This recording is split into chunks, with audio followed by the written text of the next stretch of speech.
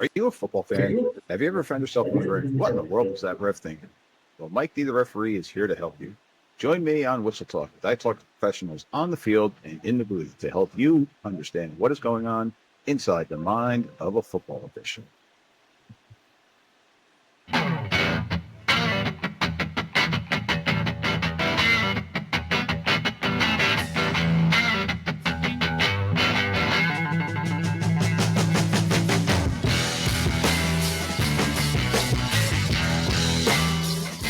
All right, ladies and gentlemen, welcome to another episode of Whistle Talk. Coming to you from the Vets to Ref studio. Mike D, the referee, back at you here once again. Tonight we got a little bit of an interesting show. If I can get the music to stop playing in the background. There we go. All right.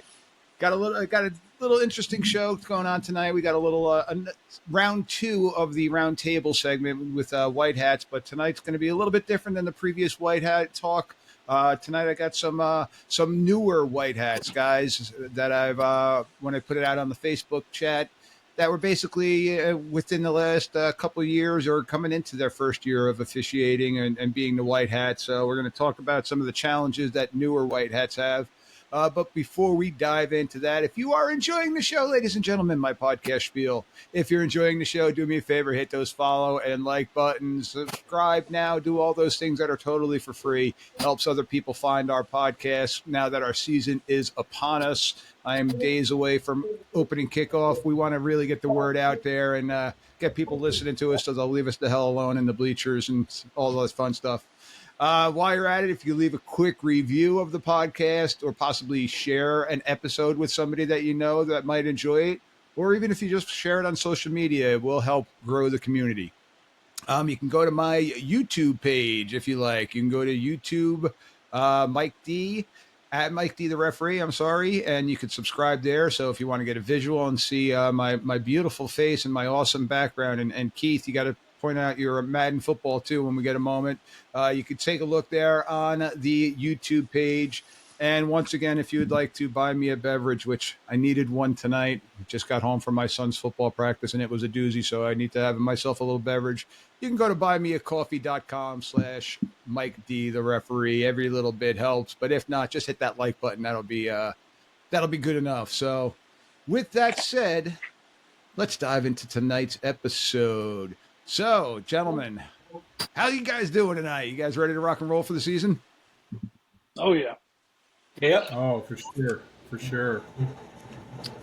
So, tonight we got on three and potentially a fourth. We may have somebody jumping on a little bit late. Three white hats of varying levels of background with their white hattery. Is that even a word? Their experience of being a white hat. So we're going to go right down the line. On my screen as I'm looking at you, I got Aaron, Brett, and then Keith. So Aaron, we'll start off with you. Why don't you introduce yourself, where you're coming from, and how many years you've been white hatting? Oh, yeah. My name's Aaron Oskian. I call over here in the TVFOA, Tennessee Valley in Northwest Alabama. I'm based out of Muscle Shoals, Alabama. I started white hatting last Thursday. It was my first game ever as a white hat.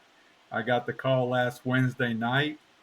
My assigner called, said, hey, we had something happen. Do you mind jumping in since you're going to be doing it on Saturdays?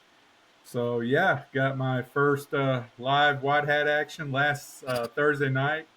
Excellent game. No issues whatsoever. Couldn't ask for a first white hat game ever. Going into my seventh year in high school, I've always been at the U. Never worked anything else but the U. But, last year I got into the NAIA with the Mid-South and Appalachian. I was a supplemental.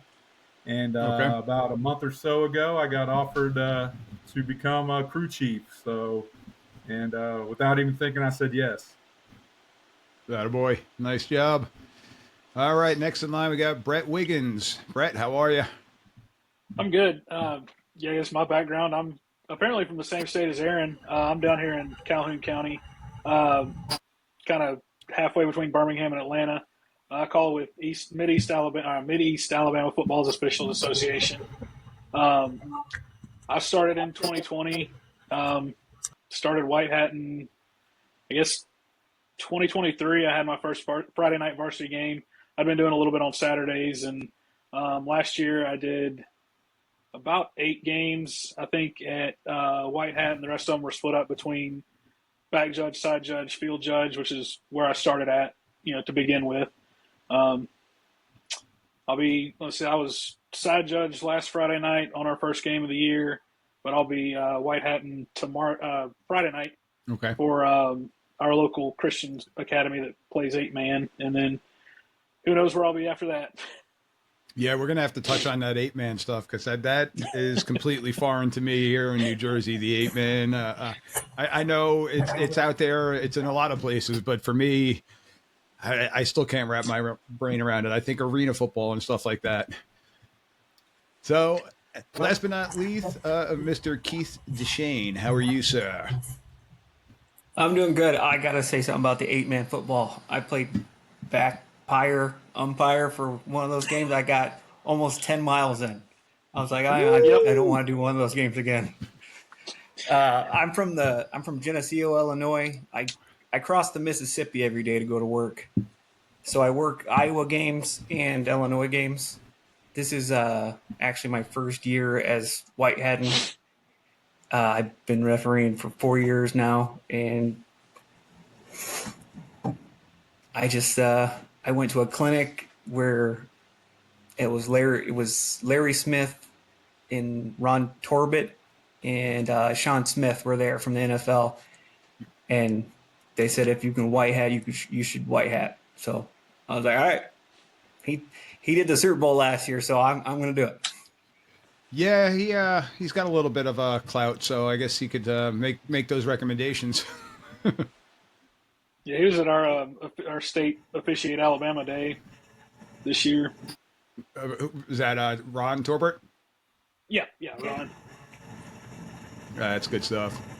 So I guess my first question for the three of you, and I know that we all have different positional backgrounds, but what made you want to become a white hat? Keith, you kind of just mentioned it. It kind of got the seed kind of got planted to you. But what made you say, all right, you want to know something? I want to give up being in the back and come and have all eyes focused on me, screaming my name and booing me whenever my crewmates throw a flag.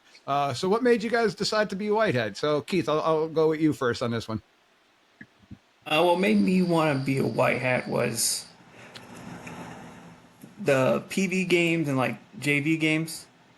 A lot of the officials around here, they just acted like it was like nothing. And I'm like, these kids are playing their heart out. We should give them the best we got right now. And I wanted to be able to put a crew together that would want to do that, because they don't get the playoffs, they don't get nothing else, and I wanted to give them the best officiating that they could. And I love it. And I wanted to look the part too. That's awesome. I love that. Brad, how about you? What made you decide to put the white hat on? I got kind of thrown into it. My signer called me and said, hey, we need you to do this on Saturdays, and it might turn into a Friday night thing. And, when I started this whole refereeing thing, I never wanted to be a white hat. I wanted to be in the back and not have all eyes on me. But, I started on Saturdays and just kind of fell in love with it. I'm a real rule book kind of guy. I take an offense when I don't get 100 on the certification test, and classification exams. So I just kind of got thrown into it, really.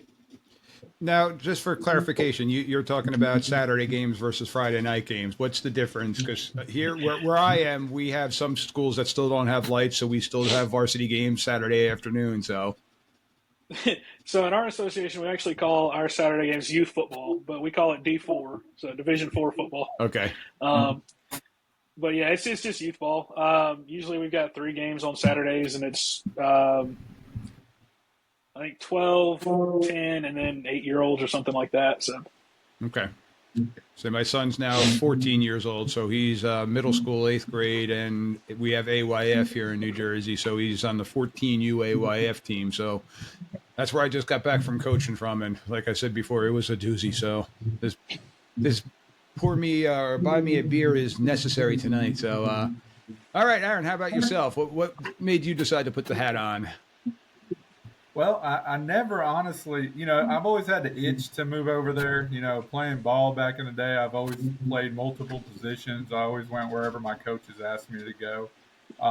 It's kind of funny, what kind of got the thought in my coordinator's head was, we had spring scrimmages and I was going to I noticed there was like 5 umpires listed at the scrimmage. So I messaged the liaison and I said, hey, I know when a lot of people don't want to wear the white hat. So if you need one, I'll be glad to do it. And he's like, yes, immediately. And then after that scrimmage, I got a call from my coordinator, and he said, hey, heck of a job. He goes, why don't you think about moving to white hat? I could use one next season.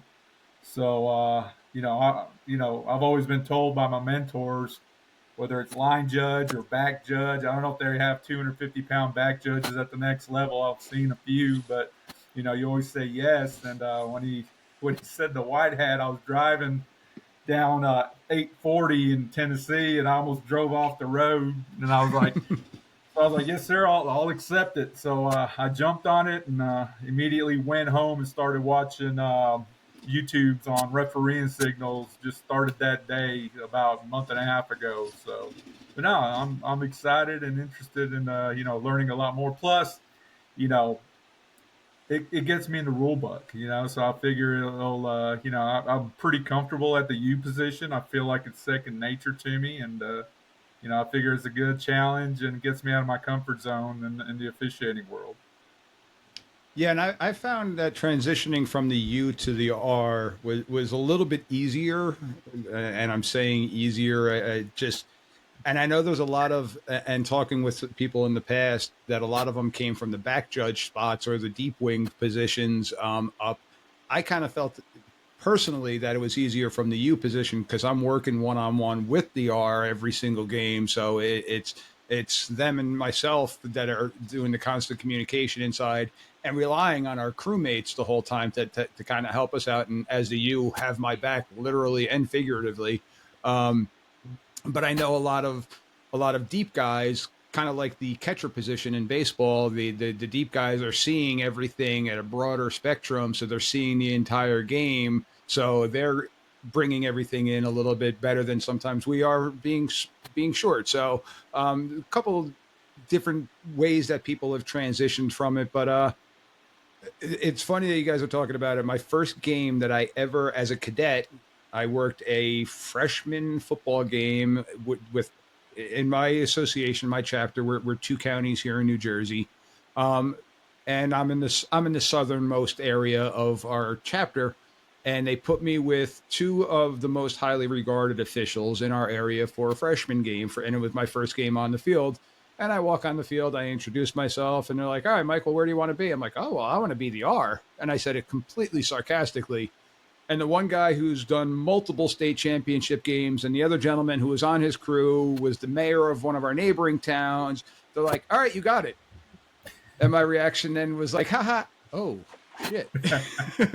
So that was my first real test because then they started dropping some like flags because it was a scrimmage, and they're like, "Coach, we're just testing our young guy in the back and seeing if he knows the signals and stuff like that. So disregard these flags, but we're testing him." So they started testing me by doing stuff like that. But it was a great learning experience, and I truly enjoyed it. And kind of like what Keith said, I've coached for 20 some odd years, and I'm back at coaching along with officiating, coaching my son's team again.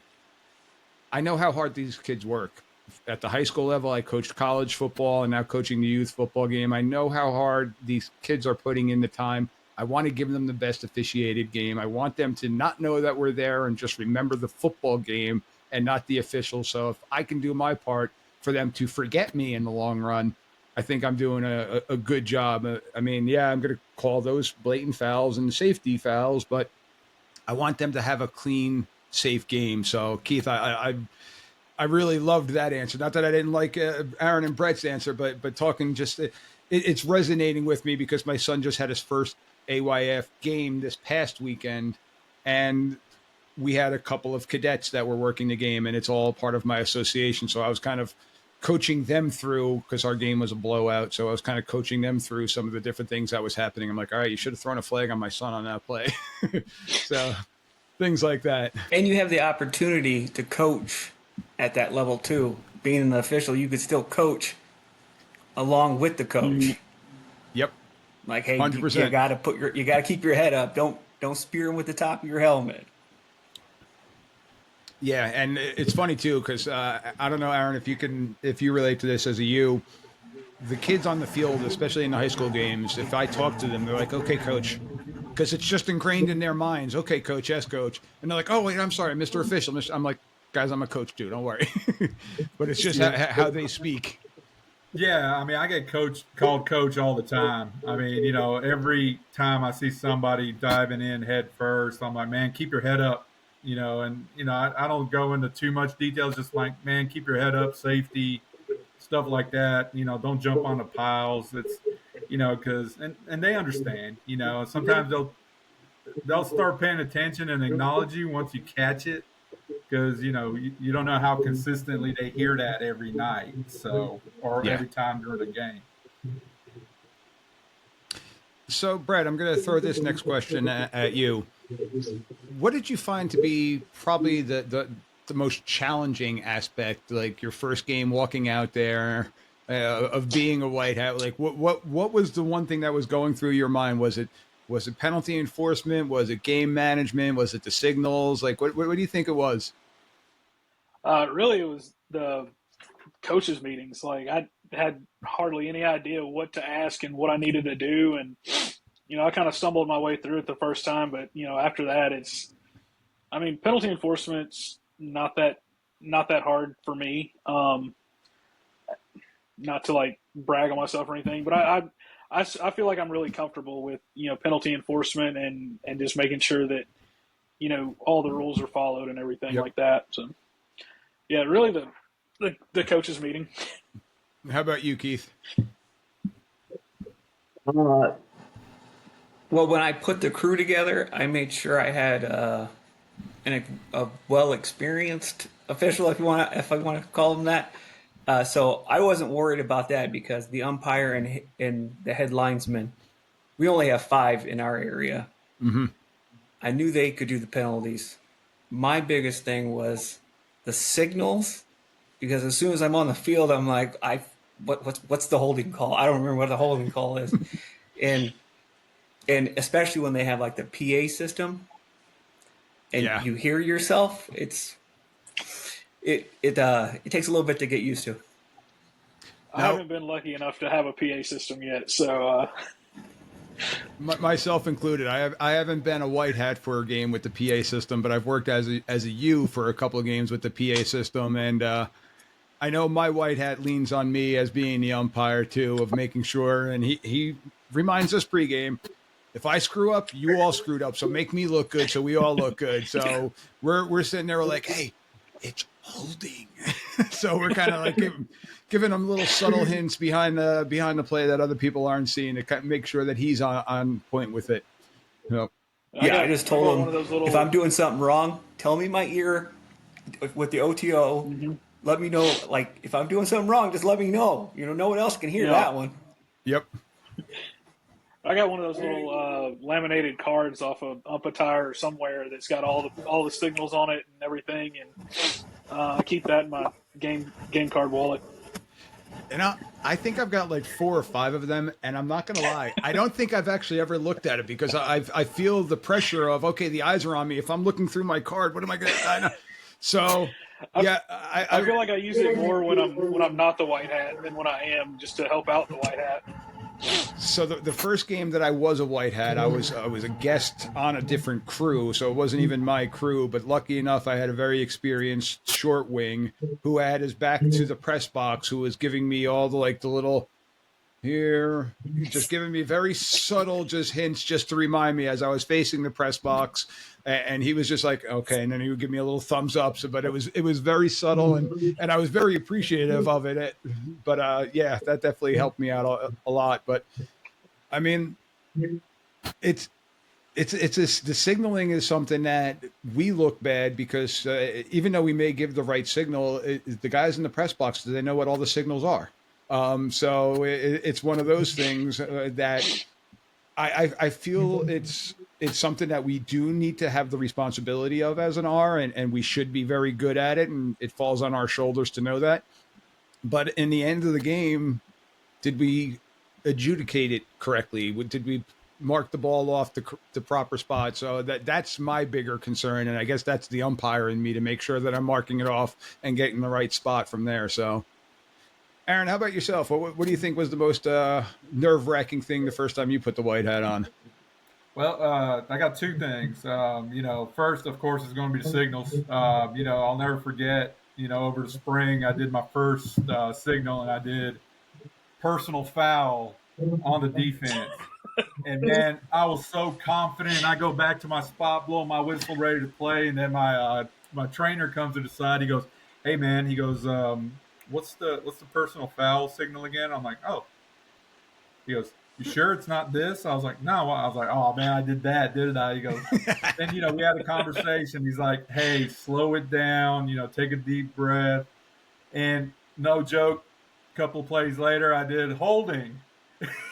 So it was just one thing after another, and I was just scratching my head because as an umpire, we're not looking at the signals. We're marking. Nope. We get the penalty, we're marking it off. But last Thursday night, no issues whatsoever. We had some pretty wild calls, and I got it down. And I'm like you guys, I got the quarterback sleeve. I didn't wear it the other night, but I bought one just in case. And you guys watch me on Saturdays, I might have it with me. Just hopefully, I won't need to use it or look at it because I'll be that dude. And believe it or not, the other one was the coin toss. It's like I've been a part of all of them for the last 7 years, but it's always defer. It's always defer, and I'm like, I got to make sure I do this right. So I watch a bunch of Ron Torbert highlights, and I was like, all right, cool. That's what I'm going to go based off of right there. And, just to make sure none of the kids mess it up. And other than that, but yeah, the coin toss and the penalty signals was my most nerve-wracking one so far. But as far as enforcement, being a U, it's second nature. So as long as I got a solid U with me, we'll be good. It's funny that you bring up the coin toss because I still have ingrained in my memory the Thanksgiving game 15 years ago or whatever it was with Jerome Bettis calling it. And he's like, no. So I make sure that I echo it and I say it. And I'm like, guys, this is going to hit the ground. You called heads. It's going to hit the ground and we're going to go from there. And I make sure that it's not in the air. I'm getting it beforehand. We're hitting the ground. I'm echoing it to my umpire, or I as the umpire, I'm echoing what they call back to the R. Because that was one of those things you're just like, I never thought of it. Like that played a big proponent in that game that day. So I want to go back to the communication aspect now that we were just talking about and the PA system. Keith, where you are, do they use a PA system often? At the local school that my kids go to, they have a PA system, and I've actually had to officiate there before. I wasn't white hat there last year when we did that. So when it comes to the communication aspect, how do you guys find with dealing with the coaches as they are now, given those signals, given the preliminary signals, if necessary, different things like that? So when it comes to communicating with now your sidelines after a flag has been thrown, what are some things tips that you guys do or challenges that you found of communicating with the coach? Because obviously one sideline is not happy with the call that's being made, and the other sideline is very happy. So Aaron, we'll start off with you. What are your thoughts with that? If it's a penalty that's obviously we know the coach is going to take it. We're going to roll with it. But as far as any kind of miscommunication, I haven't come into that yet. We did have something the other night when I was at U, and I think the white hat that was with me that night handled it very well. Before he made the signal, we addressed both coaches of what happened in the situation. And one coach, of course, they were happy. The other one was pretty upset. But, it wasn't like we talked to one coach, made the signal, and then told the other coach what happened. We slowed it down. It took about a good couple of minutes to figure out what happened because it's something you don't ever see every Friday night. Mm-hmm. But our white hat, he handled it very well, and that's something I learned and made a little tidbit about. Talk to the coaches, both sides, let them know what's going to happen, and this is the way we're going to proceed. And that would be my tip. Is communicate to the coaches. Don't try to rush it, and they're going to have questions, so be ready to explain it pretty quick without laying out a whole rules knowledge test or something. But as long as you communicate to both coaches and then turn around and then make your signal, that's what we found was the best way, and he handled it very well. So now, Keith, you brought up the O to O's before. Are all of you using the O to O system? Are we at a point now that is pretty much like status quo across the NFHS level, the high school level, that everybody's using the O to O's for the most part? Yeah, in Alabama, For the most mechanics manual, it's part of our required uniform now. I don't think it's part of a required uniform in the IHSA in Illinois or Iowa, but all the crews that I've worked with, we all have them. So we had a game, I want to say it was 2-3 years ago, with the crew that I'm on, where we had 2 guest officials, and I personally have my own Otos. I went out and bought them myself, so I've got 2 of them. So I always carry, as the umpire, I have to have the backup of everything for my R. So I have an extra coin, I have extra flags, I've got extra everything with me. But I also have an extra radio with me. But we had 2 guests, and some of the crews, their crew chief carries all the radios with them, so they weren't with their crew chief. So we had one short radio for what we needed. And it was a game that didn't have any playoff ramifications. So our white hats want to know something? Let's go old school. Let's not have the O to O's on. Let's just go back to come in, sprint in, communicate with me.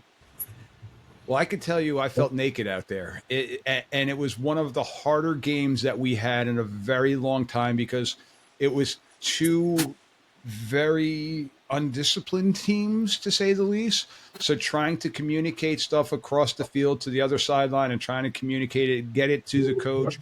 And it happened to be a very windy day. And for all of you that understand talking into the wind, nobody could hear you. So just trying to communicate. So it ended up being worse than what we thought it was going to be because not having the O-toes. And we kind of learned our lesson. We're like, all right, let's make sure we have a couple of backup radios or communicate before the game. Hey, do you have a radio? Do you need us to bring an extra radio and whatnot?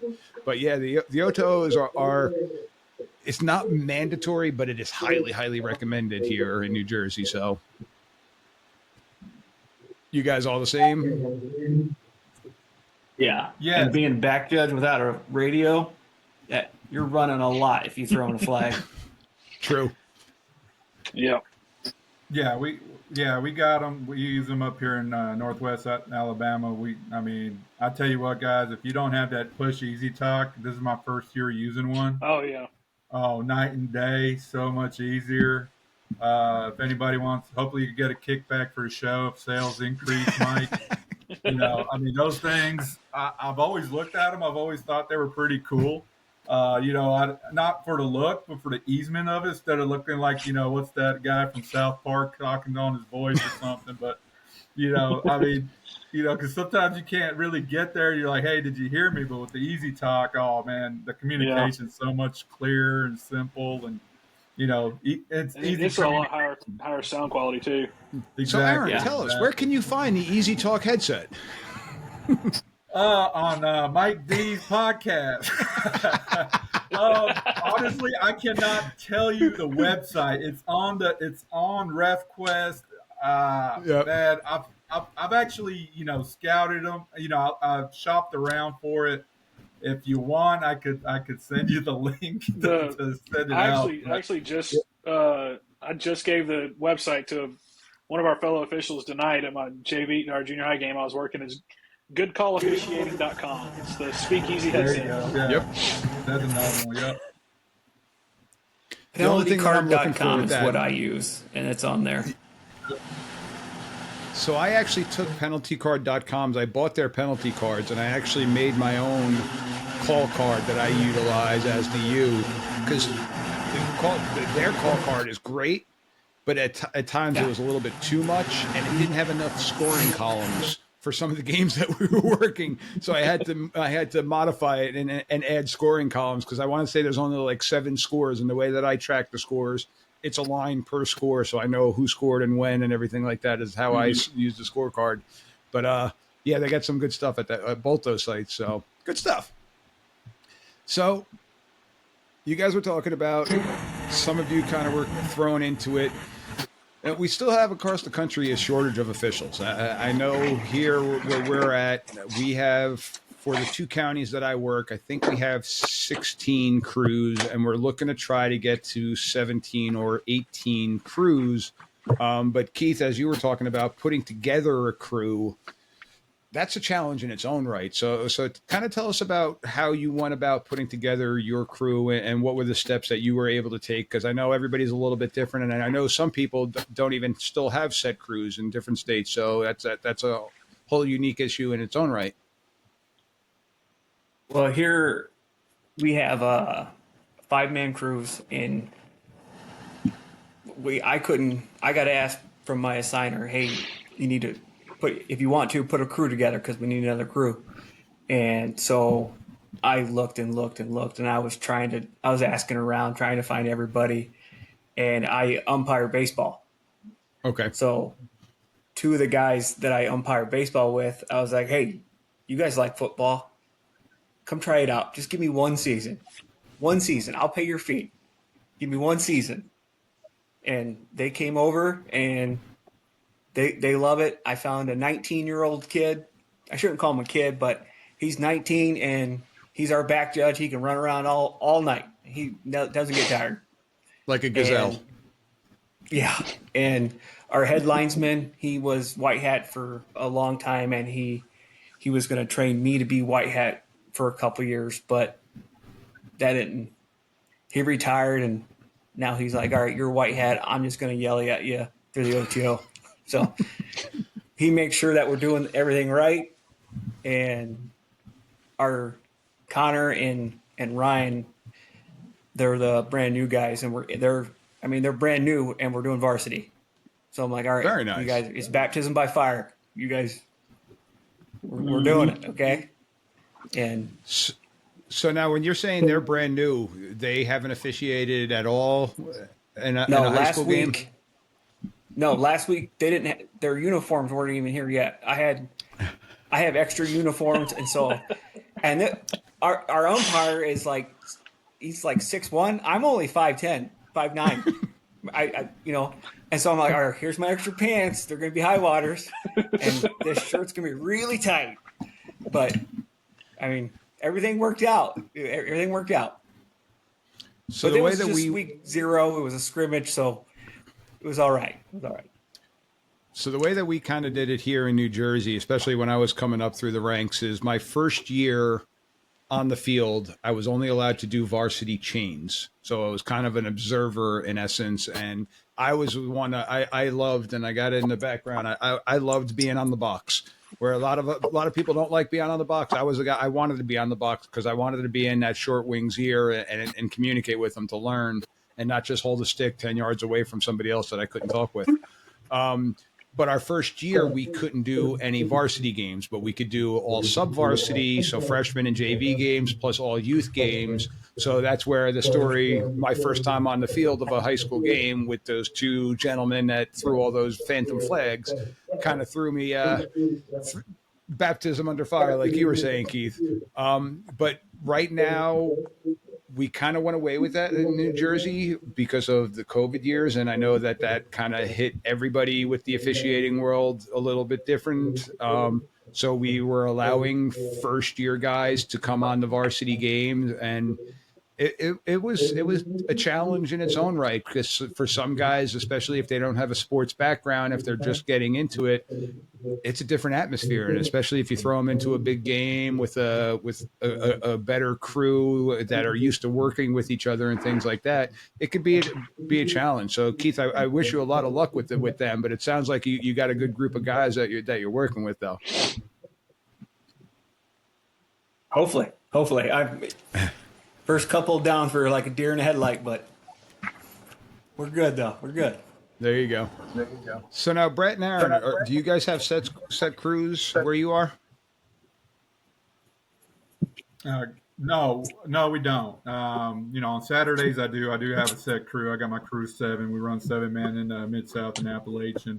But on Friday nights, wait a minute, hold on a second. Time out. Did you just say you run a 7-man crew in the youth level on Saturdays? No, in the NAI. Oh, okay. I was like, no. Yeah, we got 7-man crews, man. We run straight Super Bowls on these D4 games, I'm telling you. God bless. No, that's for the NAI, the Mid-South and Appalachian Conference. I got a set crew. We got great guys. They've been together for 2 years, and I'm mentoring in. It's pretty cool. One of them actually calls here with me in the Tennessee Valley. He just joined this year as a first year, so we got on a crew. And one of the guys I used to coach about 15, 16 years ago, he's on my crew now. So that's cool too. So, we're excited. But no, on Friday nights, it could be, you could work with somebody new. We got about 23 schools we cover. Some schools are, if you graduated there within 20 years, you can't call there, or, they'll be scratched and they can't call. So, our assigner, bless his heart, I know he does a tremendous job. It's a tough job for sure, but he plugs up. If it's a high game, he gets the right officials in there depending on what's needed. And some schools need 5-man, some need 7. So, and more we're seeing 7-man these days. So, yeah, it's a mixture crew, but, you'll know who you are, who you're with by Monday, the week, prior to that Friday. So, and communication starts as early as Tuesday. So, we run a pretty tight ship up here. And thank you for giving a shout out to the assigners, because I know that's a pain in the ass to just be honest with you, because I know they're dealing with guys like me, and all of a sudden you got different turnbacks, and like we were talking about, life sometimes gets in our way, and now they're the ones that it falls on their shoulders to fit that hole right away. So no, right. Exactly, yeah, because they got daytime jobs too as well, and I felt bad that my signer scheduled me for a game that I forgot to block 2 weeks ago. And I'm like, hey man, just I got to block this Thursday night because I got to call a college game, but I'll go wherever you need me to go Friday, regardless of the game. I'll go. And he's like, all right, so be it. This is where you're going. So. And how about you, Brett? Yep. We don't have set crews. We find out, usually we get our assignments out. Our assigner's good about sending it out on Sunday nights. And like everybody on my crew for this week is accepted. I think I may actually have been the last one to accept that game. So I sent a text out this morning and said, hey, we're going to meet here at this time and be ready to pregame and get it done, and, tell them what radio or what channel the radio is going to be on and all that. And since we're doing the 8-man, I did, send out the, hey, if you've got any questions about anything, let me know as soon as you can. So if it's something I got to look up, I mean, the 8-man is not a whole lot different. It's, one less guy in the backfield and 2 less guys on the line of scrimmage, basically. And the field's a little bit more narrow than a normal field. Now, how many officials work the 8-man games? We do 5. We do a crew of 5 on that one. And Keith, is that what you did? Yeah, but the last 8-man game we did, the 5th guy didn't show up, so I was backfire. Oh, I don't recommend it. No. Yeah, we do mostly 7-person crews when we're Most of our contracts are 7-person, and then if we do have a 5-person, our signer is really good about splitting the entire like 5-person pay up among 7 people and getting some newer guys working on the field.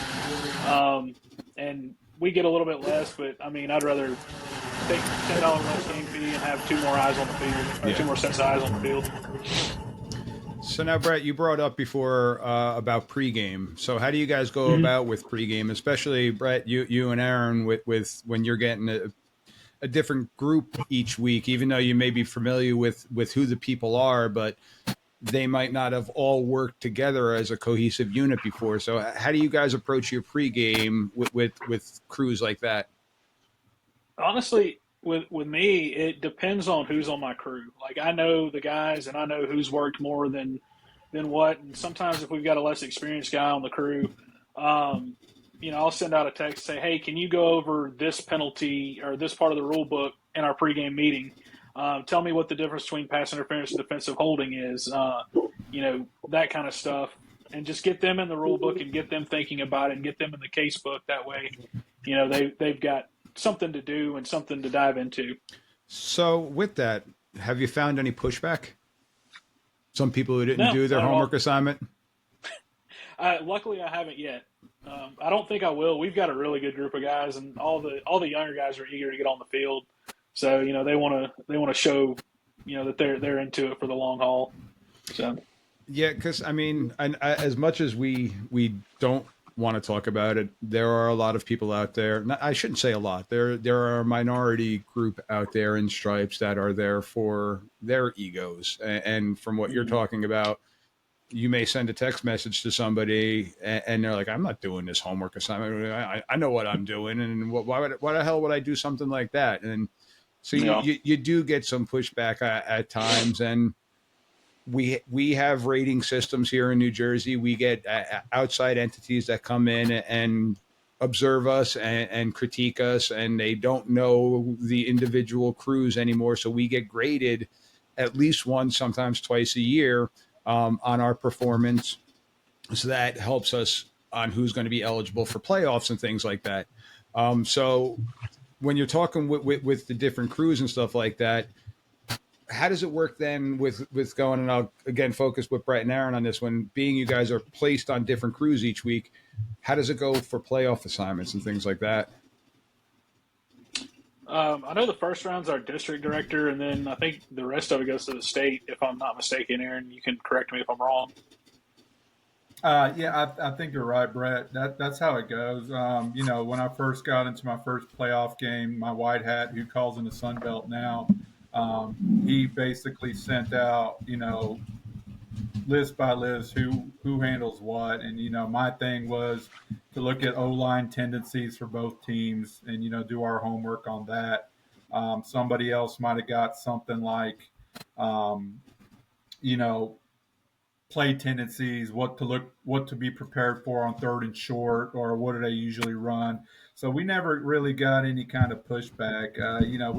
We tend to prepare because we do some mixed crews when it comes time to playoffs, but during the season, our district director does a fantastic job of laying out the foundation of what all of his associations should be talking about and discussing during our weekly meetings. And it's kind of, it's just, and then it's, come game time, we communicate, we talk about everything. Like, last Thursday, I print out a sheet of everything to go over, the knee coverage, the feign, well, not the feign injuries, that's college, but then the fumble forward rule we just come out with, or fumble going out of bounds. We discussed that. One of the things I always talked about to the crew is, penalty communication is the biggest thing. If I got 2 flags, I want only 2 people talking. Tell me what you got, and we'll go from there. I don't want multiple people talking, and then, I start going cross-eyed and forget what everybody's trying to say. But no, I think it's, we don't get much pushback. We do get, because all of it, and all in all, it's preparation. And we started rolling early since July, talking about the same things over and over again, and it's just engraved in your head. So yeah, no pushback whatsoever. We've been kind of blessed with that. So, plus, it's just to do the right thing. These guys realize, and gals, they realize this is Yeah, important not only to make the officiating crew look good, but to make sure that we're doing the right thing for the coaches and the players themselves. absolutely. So now, Keith, having now a set crew, but having a very new set crew, how are your pre-games going to be this year? And what are some things that you're going to go over in your pregame with your crew? To focus on your keys, because the ball can't foul itself. Love it. Love it. Like the umpire, you need to focus where your key is.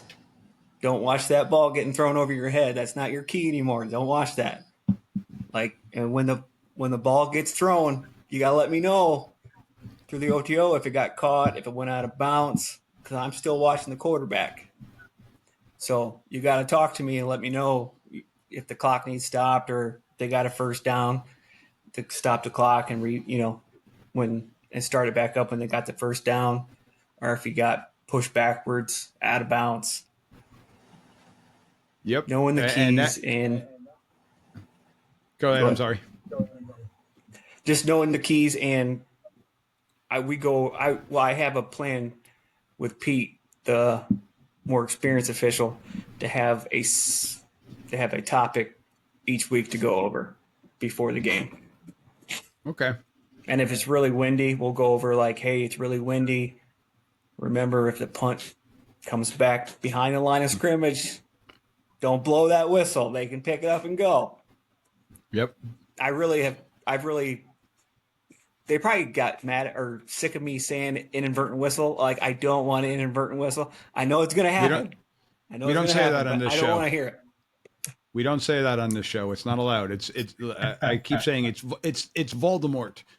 We don't want to use those words, but yeah, it happens, unfortunately. But yeah, you want to try to prevent it as much as possible. Yeah, that's good stuff. And I remember, again, when I was coming up through the ranks, working either the chains or as a sub official on different crews and stuff like that. One of the crews used to bring the Reading book with them, and they would go through a couple of the questions from the Reading chapter, and they would quiz each other on it right there, or talk about with the case books and different things like that. So that's good stuff, and that's definitely something to keep everybody mentally sharp and to keep everybody on their A game with that stuff. So I like that. So we're kind of getting to that mark here, so I want to kind of wrap it up with one last question. And for those that are watching, like we were talking about before, life got in Brett's way right now. Brett had to jump off for some. Well, he had to put his kids to bed, so I commend that. So, Brett, appreciate you jumping on with us, but Brett had to jump off a little bit earlier because it is late here. So, Brett, thank you very much for jumping on with us. But I want to finish off with just one last question on reflecting on yourselves personally. Like, what are some things that you think you can do in order to make not just yourself, but the game itself better for everybody? Like, how can, and when I say you, I'm including myself in this. How can I make myself better as an R? And what are some things that you think that we all can do as newer officials? Because we all have our own minds and our own ideas on, hey, maybe if I did this, it might make the game a little bit smoother, or game management. Like, what's some ideas that you guys have to try to, I don't know, keep the game building? Yeah, one of the things I started doing about 2 years ago, is during the pregame, just walk around. As a U, I would talk to the O linemen, the defensive line, the linebackers, and just kind of getting to know them, let them know that I'm just like them, and I used to be like one of them. I used to be on the gridiron playing ball just like them, right? Just trying to not build a friendship, but kind of build some sort of rapport. Like, hey, I'm human just like you. You fumble, I'm gonna miss a call. You drop a pass, I might be looking the wrong way. it's just trying to bring a human element to the game. Talk to them like they're, I'm talking to a bunch of 18, 20-year-old guys, or some is low. Sorry, yeah, that's what I talk to on Saturdays. But now I'm talking to 14 to 16, 18-year-old kids, and I get sometimes I'm a 40. Like last Friday night, I'm a 43-year-old man, calling my linebacker. His name was Frank, and I'm like, hey Frank, I'm like, get your team together, man, get your team calmed up. It's just trying to build a relationship with them, because we knew the magnitude and intensity this game could have got, so we want to just make sure that we're constantly around, talking to them, hyping them up, saying, hey man, great hit, hey, that was almost, hey, keep your head up, man, I would have never made that catch and you made that catch. Just prepping them up, just getting them, let them know that referees aren't there to look for fouls, that we're honestly there to manage the game, right? One of the things I told my crew for Saturdays, are dead balls, pre-snap fouls, automatic. Anything in play, it better kick you in the nuts and scream foul, right? So that's what I try to tell these guys. And they're on board. We don't want to go hunt fouls. We don't want to go hunt penalties. We want it to come to us. But no, ultimately, it's just starting to build relationship and not trying to have that I'm an official, you're a player, you got to do what I say type attitude. Listen to the players and what they're having to say. And one kid, he was getting manhandled one play, and probably years 1 through 3, I would sit there and I'd tell him, like, man, you're just getting your butt kicked. Now it's like, all right, man, I'll look into it. But, I was like, why don't you just try to push him back, or don't let him grab your face mask? Just kind of get them joking and laughing about it to get them to forget about the last play and move on to the next. That's good stuff. And how about you, Keith? The best thing I think you could do is have humility, because we're human.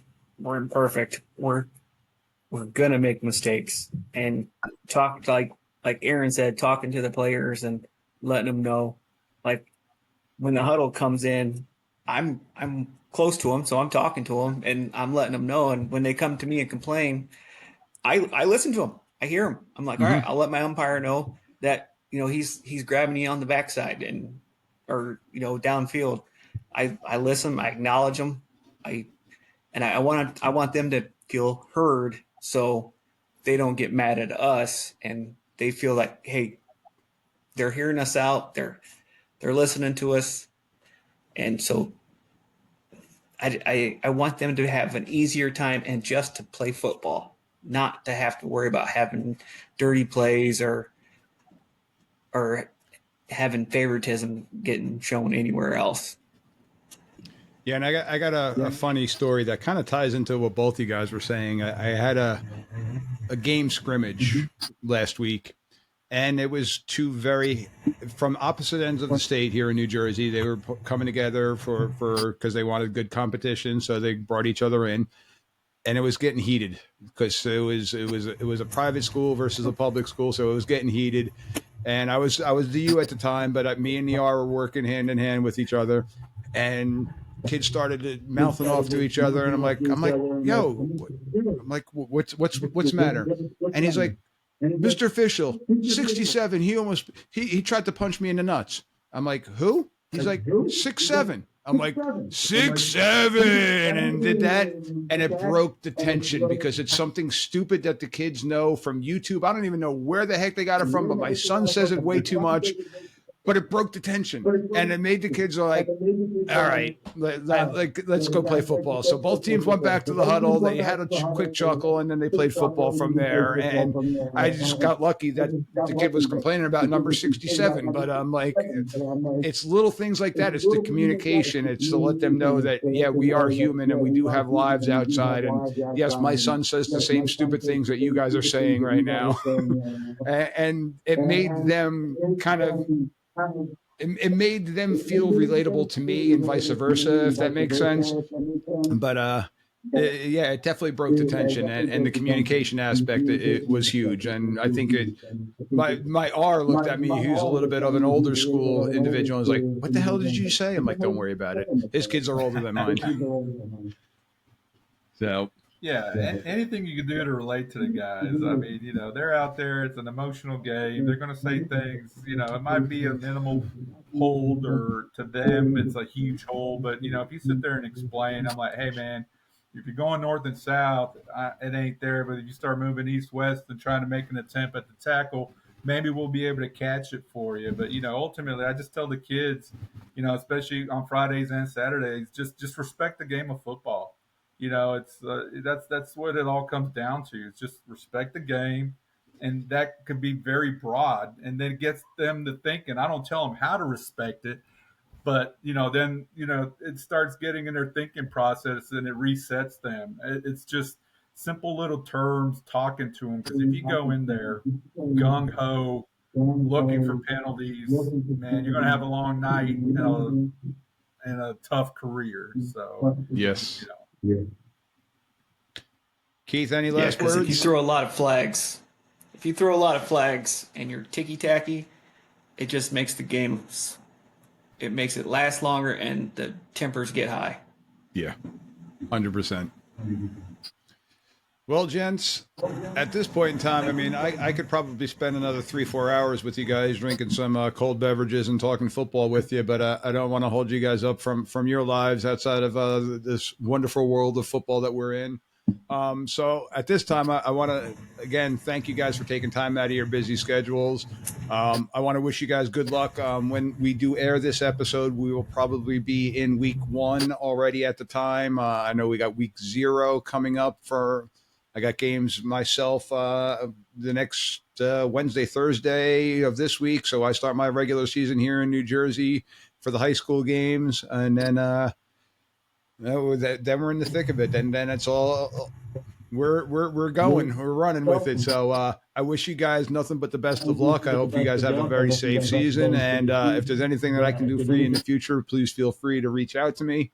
Once again, Aaron, tell people where they could find you. Keith, when he's done, tell people where they could come see you on a Friday night. Yeah, so you could catch me in Northwest Alabama. That's the Colbert County, Franklin County, Lauderdale County for high school. Then on Saturdays, you'll catch me in the Mid-South and Appalachian Conference. That goes from Kentucky, Tennessee, Alabama. I don't get no ESPN games. It's NAIA football. I think it's the purest football there is. It's a bunch of guys with full-time class loads, full-time football, part-time jobs, no NIL, just doing it for the love of the game. And yes, sir. So you can catch me there on Saturdays, and I'll be. If you got a question and you see me on the sideline, I'll do my best to answer it for you. But no, Mike, appreciate what you do with the podcast, man. It's I think it's a great thing. A lot of people don't understand how the game works. I mean, I didn't understand. I thought I knew football all the way. I played 20 years. I thought I knew the game till I picked up a rule book. So appreciate you doing what you do with this podcast, and good luck to you as well. Thank you. I appreciate that. Thank you very much. And yeah, once we think that we know everything, we know nothing. And Keith, how about yourself? You can find me on Friday nights around the Quad City area, the QCA. It's between Illinois and Iowa. Saturdays, I'm in the CCIW. I go from near Chicago down almost to southern Illinois for college. And I do want to tell you, Mike, that I had my whole crew listen to all the rule podcasts that you did, and that was perfect. That was great. I appreciate that. Thank you very much. I appreciate that a lot, guys. Well, once again, gents, thank you very much, and I hope you guys have an awesome season. And again, feel free to reach out. And for those fans that are out there, if you have any questions or anything, you can reach out to me, MikeDTheReferee@gmail.com, or you could find all those other things on all those there's social media things that I'm just getting way too old to be dealing with social media stuff. But guys, thank you very much. And once again, appreciate you. Thanks, Mike. Appreciate you.